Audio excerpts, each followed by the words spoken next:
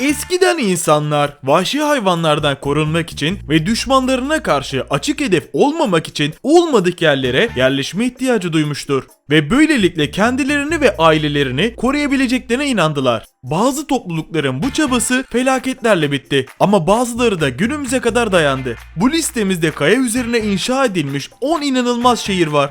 Bize destek vermek için videoya like atıp kanalımıza abone olabilirsiniz.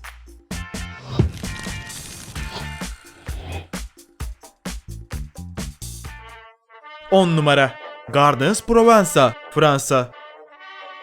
Fransa'nın Provença bölgesinde 1500 nüfuslu küçük bir köydür.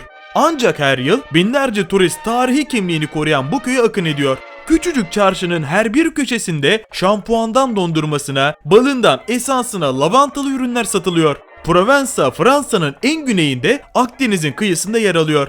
Bölgedeki çoğu yerleşim yeri doğasını, tarihini, mimarisini, kültürünü korumayı başarmış. Örneğin Lakos Köyü 1400 yılından nasılsa hala aynı binalarla varlığını sürdürüyor. Köyün yalnız bir marketi ve bir de kafesi bulunuyor. Fransa'nın lavanta kokulu bölgesi Provença, Akdeniz'in kalbinde olmak, tembelliğe kendini bırakırken tarihin, sanatın, iyi yemek ve iyi şarabın ortasında olmak demek. Tüm bu özellikleri Provença'yı özellikle kadınlar için tasarlanmış bir rota haline getiriyor.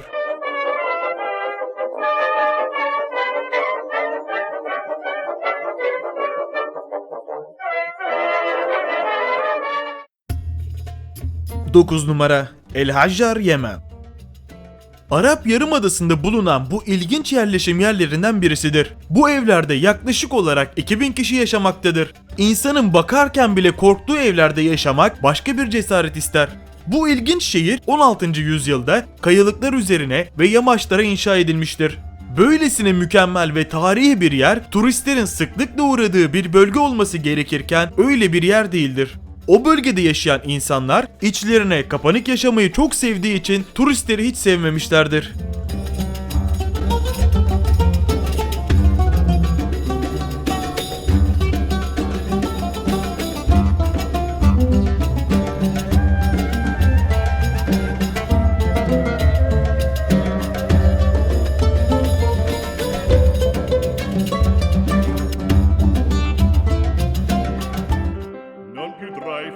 Civita di Bongherito, İtalya. Civita di Bongherito, İtalya'nın ölen şehri olarak adlandırılıyor. Şehri bu ünvanı veren ise kurulduğu tepenin erozyonla her geçen gün yok olması. Kralın banyosu anlamına gelen bu ortaçağ şehri Etrüskler tarafından yaklaşık 2500 yıl önce kurulmuştur. İlk görüşte bilim kurgu filmi sahnesi için yazılmış biraz ürkütücü bir dekora benziyor. Bu kasabada kışın 70, yazın ise 300 kişi yaşıyor.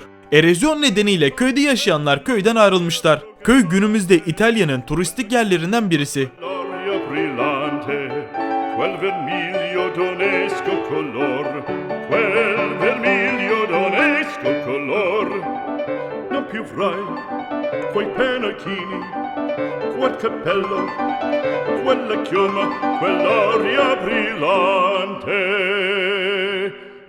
Non più tra i farfalloni amoroso, notte giorno di torno tra. 7 numara Castellfollit de la Roca, İspanya. İspanya'nın Katalonya bölgesinde bulunan Castellfollit de la Roca, iki nehir arasında bulunan bazalt kayalıklar üzerine inşa edilmiştir. Şehrin en eski binaları orta çağlarda inşa edilmiştir. Dar sokaklar ve karanlık çıkmazlarla dolu şehirdeki evlerin ana malzemesi volkanik kayaçlardır. İnanılmaz derecede fantastik olan bu kasabaya girmek bile ücretli. Bölgeyi korumak adına evler sadece zenginlere, sanatçılara ya da doğayı seven insanlara bir imtihan karşılığında satılıyor. Bu da buranın değerini mükemmel kılıyor.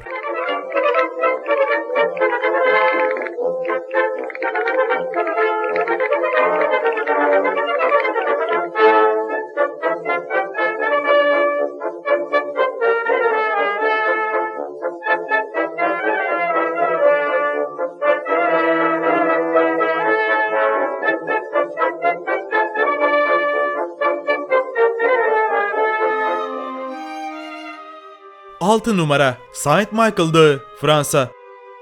Normandiya, Fransa'da bulunan bir ada kömüdür. Avransas yakınlarındaki Kosnon Nehri'nin ağzında ülkenin kuzeybatı sahiline yaklaşık 1 kilometre uzaklıkta bulunur ve 100 hektar alan kaplamaktadır. 2009 yılı itibariyle adanın nüfusu 44'tür. Adada antik çağlardan beri stratejik surlar inşa edildi ve milattan sonra 8. yüzyıldan itibaren adını aldığı manastır adada hizmet vermeye başladı. Fransa'nın en tanınmış yerlerinden birisi olan bu dağ ada ve koyu her yıl 3 milyondan fazla kişi tarafından ziyaret edilir. 1979 yılında UNESCO tarafından Dünya Mirası olarak ilan edildi. Belediyede yer alan 60'tan fazla bina tarihi anıt olarak korunmaktadır.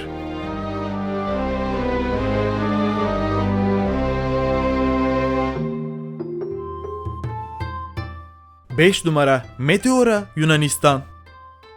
Yunanistan'ın Kalambaka kasabası yakınlarında kayalık bölge, adı havada ısıl anlamına gelmektedir.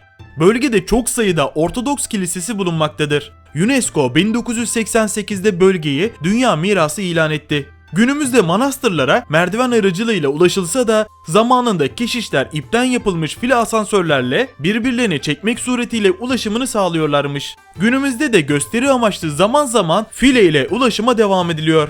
13. yüzyıldan başlayarak zaman içinde 20 manastır inşa edilse de günümüzde içinde hala keşişlerin yaşadığı ve ziyarete açık 6 tane manastır var.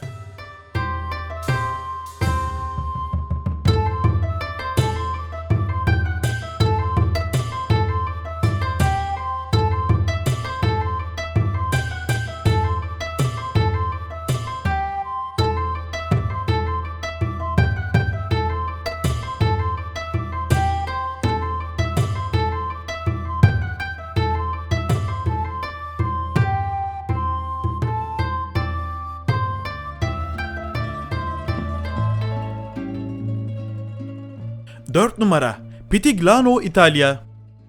Pitigliano, İtalya'nın Toskana bölgesinde Giorgi iline bağlı 313 metre yüksekliğinde 3971 kişi nüfusu olan Orta Çağ'dan kalma bir beldedir. Belde ekonomisinde şarap ve zeytinyağı üretimi önemlidir. Ressam Francisco Zoccherli'nin ana yurdudur. Muazzam güzellikteki evler kesinlikle boş bırakılmamaktadır. Evde yaşayan biri öldükten sonra ailesinden biri orada kalmayacak ise ev satılmaktadır. Evleri almak isteyenler de ismini 10 yıl önceden yazdırması gerekmektedir.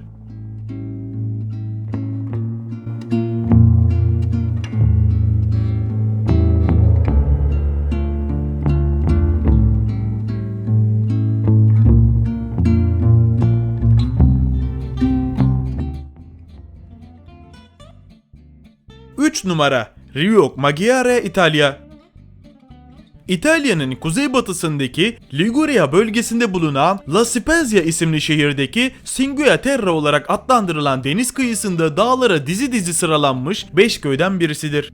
Köye gidiş yolu oldukça tehlikeli olduğu için 5 yıllık ehliyeti olmayan insanların bu köye giden yolu kullanmaları yasaktır. Otobüsler ile sirkülasyon sağlanmaktadır. Giden insanların aşık olduğu şehir ismini almıştır.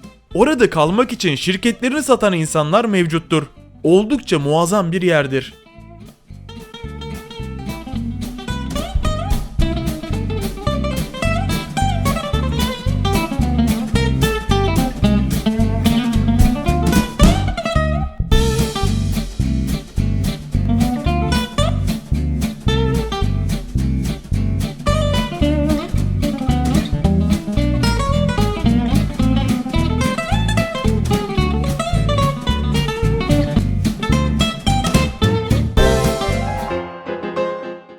İki numara Rocamadour, Fransa.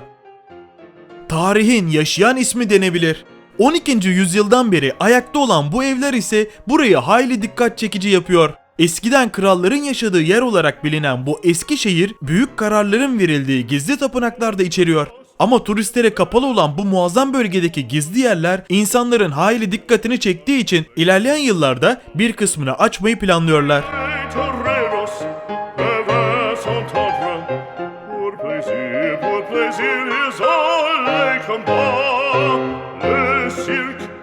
Plein séjour de fête, le cirque est plein d'automate. Le spectateur est dans la tête.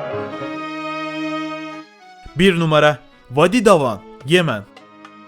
Uçurumdaki köy. Yemen'in güneyinde bulunan Vadi Davan köyü ilginç mimarisiyle görenleri şaşkına çeviren bir yer. Yemenlilerin huş dedikleri bu bölgede evler vadinin 150 metre tepesine inşa ediliyor. Bu bölge gerek mimarisi gerekse kültürel bakımından geçmişin izlerini taşıyan bir yerdir. Hem Vadi Davan'da hem de Sabam gibi Güney Yemen şehirlerinde yağmacıları evlerden uzak tutmak istediklerinden olsa gerek devasa kayaların üstlerine köyler kurmuşlar. Bu evlerin en önemli özellikleri çok yağışlı geçen yağmur sezonunu zarar görmeden atlatabilmeleri.